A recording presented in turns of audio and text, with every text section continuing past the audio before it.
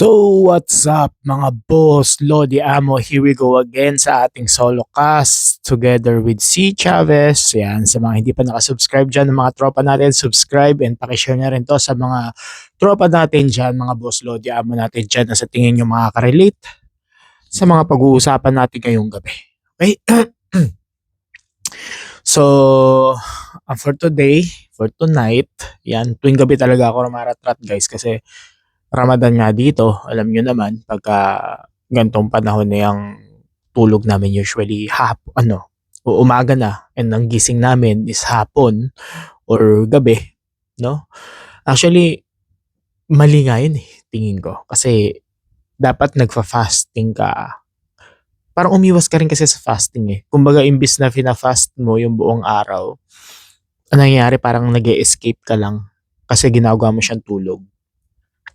Well, hindi din kasi nung nasa Pinas kami, ano na talaga, puro panggabi talagang ano namin, ang buhay namin, no? Ang tulog namin is around 4 AM, 3 AM, pinaka-late na yung 5 AM, no? Tas ang gising namin is around 12 o'clock, minsan 10 pag maaga, minsan 2:00, 3:00, 4:00 ng hapon. So, nasanay na kami, especially ngayong Ramadan, no? Kasi yung mga tao dito halos ganun ang ginagawa. Pera na lang kung merong work.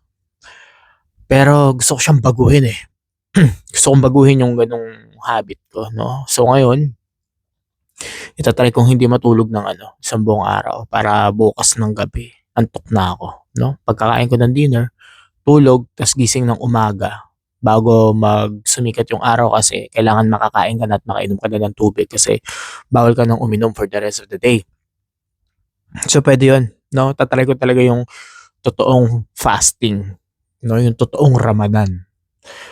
Kasi all this time parang lang parang iniiwasan ko lang Hindi rin ako nagfa-fast. So, walang gutom na nararamdaman kumbaga. Though may mga ginagawa ako before na nag-aano talaga ako, nag-OMAD ako, tas minsan, OMAD na 1 meal a day na minsan tinatry ko kung hanggang saan ko kayang i-reach yung starving or yung gutom level ko. So far, pinaka-naabot ko is 20 hours akong walang kain, no? Next time, tatry ko ng 24 hours. Puro tubig lang. Siguro after na ng Ramadan para ma-sustain din yung yung hunger ko, mapacify ng tubig or mapacify ng coffee. Tsaka tignan natin, pag-aaralan natin yan. And for today, so ngayon, ano ba? Wala talaga akong may isip na topic. Actually, kaya lang ako napagawa ng video for today kasi nanonood ako ng mga videos nila nila MJ Aguilar, no? Gumagawa sila ng parang nagvo-vlog sila. Sabi ko, gawin ko na rin, no? Gawin ko na rin kasi yun na yung magiging feeling ko, babalik yung organic content talaga. Sobrang lakas ng loob ko, ng confidence ko na babalik ang organic content, yung mga nagvo-vlog, yung mga hey guys, this is my life, yung mga lifestyle content. Feeling ko babalik yung kasi sa sobrang dami ng mga scripted na mga content neto mga nagdaang panahon. Feeling ko hanapin ng tao talaga yung tunay na nangyayari sa buhay mo. Feeling ko nakita na nila nila Tony Fowler. Kaya gano'n na yung ginagawa nila Tsaka, tingnan mo sila Gio tsaka sila Kong. Consistent sa ganun. Kasi alam nila na hindi mapapanis or hindi malalaos yung ganong klaseng content. Hindi siya magiging outdated. Ginagalingan na lang nila, ginagandahan nila kada content. No? At isa pang naiisip ko guys, feeling ko talaga nasa Pilipinas ang market na to Parang si Atu din, nandito din siya sa Abu Dhabi, no? Tamang rin siya, tamang trabaho din. Tapos naisip niya yung mag-content. So umuwi siya ng Pinas. Feeling ko pang ganun din ako Kasi dito, hindi rin naman ako nagtatrabaho Kasi dito guys sa Abu Dhabi, hindi naman sa Abu Dhabi, sa buong UAE. Ang sahod mo ay naka-base kung ano yung passport mo. 'Di ba? Nakadepende ang sahod mo, ang level ng sahod mo sa passport mo. Kung British passport ka or kung US passport ka or Canadian passport ka, medyo mataas ang bigay ng sahod sa'yo. Pero kung ang passport mo Pakistan, no, mga Indian, mga African, ganun, nasa mababang level ka. Kahit parehas kayo ng ginagawang trabaho. So, my question is, kung ang pasahod dito ay depende sa passport mo as a Filipino, bakit ka pupunta dito? Bakit pumunta ka dito para magtrabaho? Nakabase nga ang sahod dito sa passport mo. Kung Filipino passport ka, hindi ka naman nasa baba eh. Nasa bandang gitnang level ka lang. Pero hindi ka nandito, wala ka sa taas. Unless malupit ka, meron kang skills, meron kang kayang i-provide na extraordinary, pwede kang tumagos dito. Pero para sa mga normal na Pinoy, andito lang talaga. Andito or nandito sa baba. Yan, dalawang level lang na yan. So kung pumunta ka dito, actually, contradicting to sa sinabi ko before eh. Nasabi ko kung gusto nyo mga ibang bansa, puntahan nyo yung UAE. For the experience yun, guys ha. Don't get me wrong. No, for the experience yun, para hindi na kayo na homesick, hindi na kayo alam nyo yun, madali kayo makapag-adjust sa environment, no? Pero kung ipon ang gusto nyo in a short period of time, dito kasi tulad nga ng sabi ko, naka-base sa passport mo yung sahod eh. So bakit ka pupunta dito, 'di ba? Bakit dito ka mag-work? E di punta ka na ibang bansa, punta ka na kung saan yung pasahod sa iyo ay kaparehas din ng mga lokal. Sa Australia kunyari, punta ka doon kasi yung pasahod doon, kung ano yung sinasahod ng Australiano, yun din yung sasahurin mo. Sa Japan, kung ano sinasahod ng Hapon, yun din ang sasahurin mo. Doon ka pumunta para hindi ka lugi. Okay? Kung gusto mo talaga mag-ipon in a short period of time, pero ang gusto mo is transition from easy to medium to hardcore, no? Kung first time mo, dito ka talaga. Yun yung masasabi ko. Sobrang andali mag-adjust ng mga ano dito, ng mga Pilipino. Kasi sobrang, para ka lang talaga nasa Pinas, na first world country. Sipin mo first world country ang Pinas, no? So ayun, naiba tayo, no? Ang gusto kong pag-usapan ngayon ay yung kung ano yung pwede mong pagkakitaan ngayong gera. Actually, naging confidential ito tulad nung mga nakaraang videos ko. Ayoko sanang sabihin. Pero marami na rin nag-leak eh.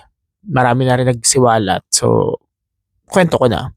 Pwede mong pag-investan sa ngayon. Kumbaga, ang good investment is oil, LPG, gold, tsaka properties. Anything na assets, yung mga assets na yun, especially property na ano talaga siya, actual asset, tsaka gold, na tangible siya. Crypto din, kaso ang crypto kasi ganun-ganun eh. Tsaka wala tayong alam sa crypto guys eh. I would suggest manood kayo ng mga content creator na nag-explain, nagkukwento sa crypto and trading. Pero ngayon talaga ang gold as is namamayagpag. Bumagsak ang gold dito sa UAE ngayon. Medyo bumaba ang presyohan niya. So this is the perfect time para bumili. Silver din. Oo, this is the perfect time para bumili. Kasi sooner or later aangat yan. Oil, kung nasa Pinas kayo, mag-imbak na kayo ng marami. Ito nga sabi ko sa tropa. May nakausap akong isang kaibigan ko na negosyante sa Pilipinas.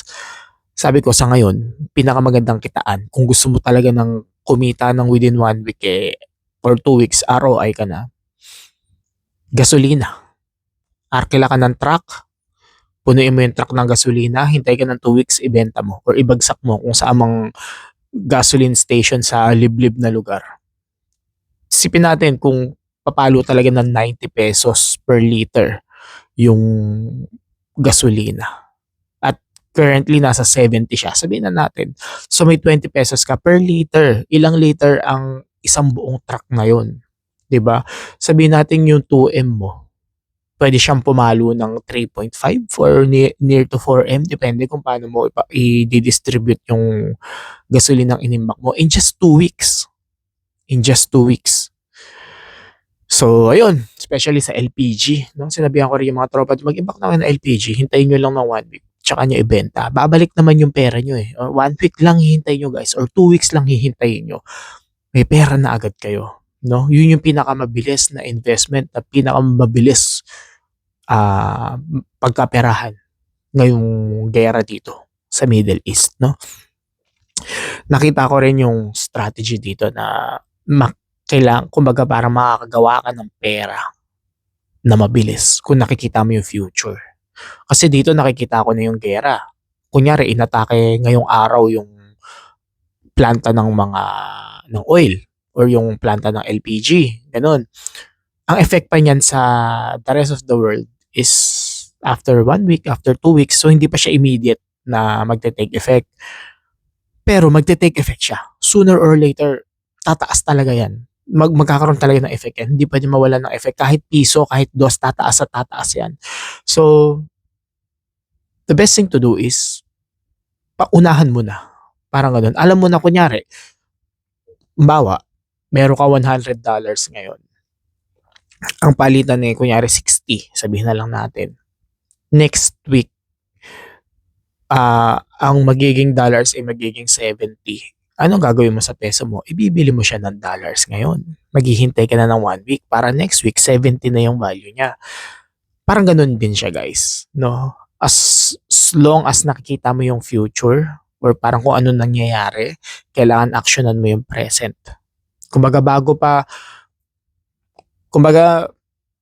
pa parating yung sunog, lumikas ka na. Or paano ko ba hindi sunog eh? Kasi hindi sunog to eh. Kumbaga bago pa dumating yung ulan, maglabas ka na ng mga balde. Parang ganon. Kung alam mong uulan na malakas at drought, kunyari, maglabas ka na ng mga balde. Para pag dumating yung ulan, marami kang masasahod. Ganun siya. O di kaya magkakaroon ng drought next week. Mag-imbak ka na ng tubig. Parang ganon. Basta ganun yung reference. Wala akong maisip na reference, pero parang ganun siya. As long as nakikita mo yung future, anong mangyayari sa mga susunod na linggo, mapaghahandaan mo kasi siya. Diba? Especially sa mga gustong pumera, sa mga hustler, no? So hindi totoo yung sinasabi nila na kailangan mo na maraming pera para magkaroon pa ng maraming pera. Hindi eh. Mas malaki lang talaga yung magiging balik sa'yo ng pera mo kasi mas malaki din yung nilabas mo. Kunyari, bumili ka ng 100 liters na gasolina ngayon. Tapos yung tropa mo bumili ng isang truck. 'Di ba? Ang nilabas mo, kunyari, nasa 10,000, ang nilabas niya nasa 1,000,000. What would you expect? 'Di ba? Sa 10,000 mo, hindi naman babalik ng 1,000,000 din yun. Siyempre, kung ano yung milyon na ang nilabas, milyon din ang babalik. Kung ikaw, 10,000 lang binalik mo, may balik sa'yo yan. Pero, it's not about how big na ilalabas mo. Yung percentage kasi yung tinitignan. Ilang percent ba yung kikitain ko kapag naglabas ako ng ganitong amount? No, it's just so happen na kaya na nila maglabas ng ganung pera. Kaya malaki din yung balik sa kanila. No? So, ayun. Hindi sila swerte, hindi sila kumbaga strategic move kasi yun eh. 'Di ba? Nagawa nila ng paraan kunyari 1,000,000. Magaling sila, ibig sabihin. Ikaw naman pwede kang gumawa ng 1,000,000, pwede kang maghanap ng investors, pwede kang magpatulong sa mga tropa, 'di ba? Ayun, maraming ways ng pagkakakitaan ngayong giyera. No, totoo lang kung nasa Pilipinas talaga ako.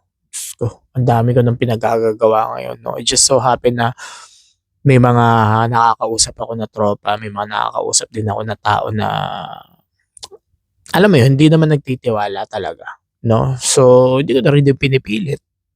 Ako na lang yung sinasabi ko na bahala kayo. Tignan nyo na lang next week. Tignan nyo na lang after 2 weeks, no? So, ayun. Feeling ko babalik tayo ng Pinas para simulan yung magtanim ng puno dun. Tapos hihintayin nating mamunga. Okay? Pero yung mga gantong content, tuloy-tuloy pa rin tayo, no?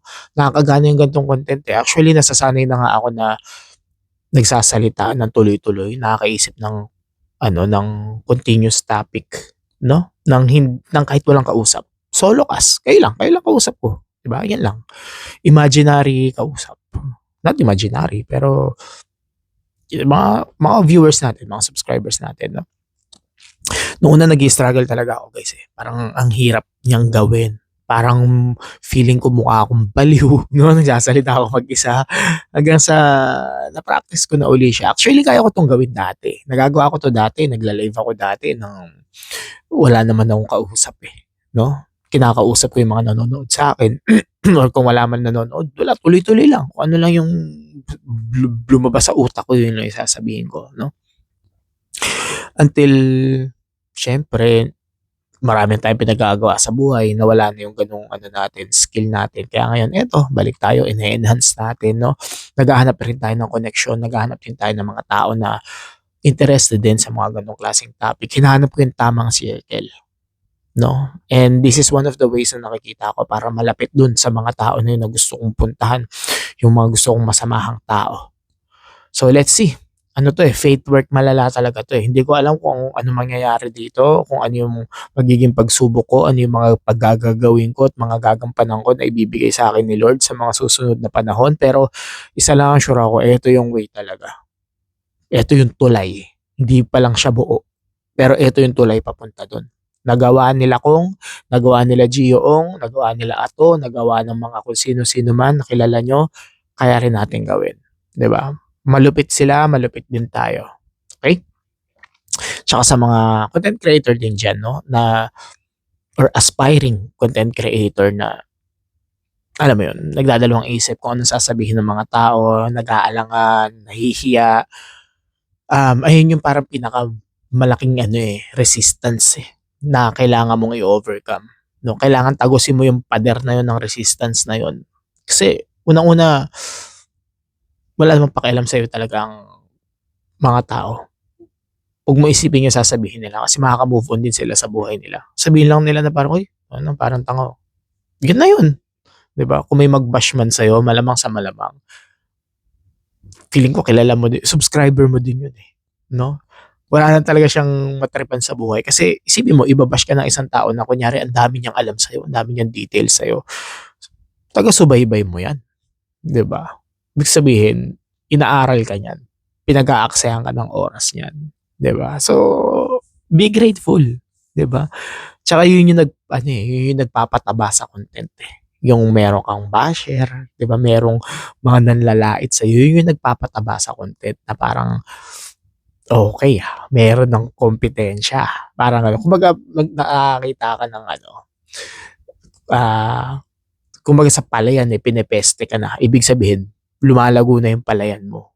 Ibig sabihin mataba ang mga pino-produce mo na palay or di kaya yung mga fruits mo kung ano siya, pinuputakte or pinepeste, ibig sabihin maganda yung fruits mo. Ibig sabihin magaling ka, malupit ka kasi may mga shit sa buhay mo na dumarating. So hayaan niyo lang 'yun guys. Focus lang tayo sa kung ano man, align lang tayo. Ia-align lang natin yung sarili natin sa gusto natin marating and soon enough, the next thing you will know, nandun ka na. Okay? Sa mga tropa natin diyan pala guys, ingat kayo sa tropa natin sa Middle East, especially sa, Israel tsaka sa Iran. Lagi kayong mag-check ng mga phone niyo, 'wag niyong iiwan yung phone niyo. 'Yan yung isa sa pinaka the best thing na meron kayo ngayon na hindi puwedeng mawala sa tabi niyo. Kasi yung alert nandiyan, yung contacts nandiyan, lahat ma kumbaga magiging accessible kayo sa buong mundo as long as meron kayong phone na hawak, okey? And ingat kayo diyan, nawa'y matapos na rin ang giyera dito at bumalik na lahat sa normal at mag-proceed na tayo sa buhay at maabot na natin, matagos natin ang mga kahirapan. And see you sa top, mga top G. Si Chavez nga pala, subscribe na rin. Kung ayaw nyo, tulad nga na sinasabi ko, walang problema. Pa-share na lang to sa mga tropa natin na makaka-relate sa mga gantong topic. And see you sa mga susunod na videos.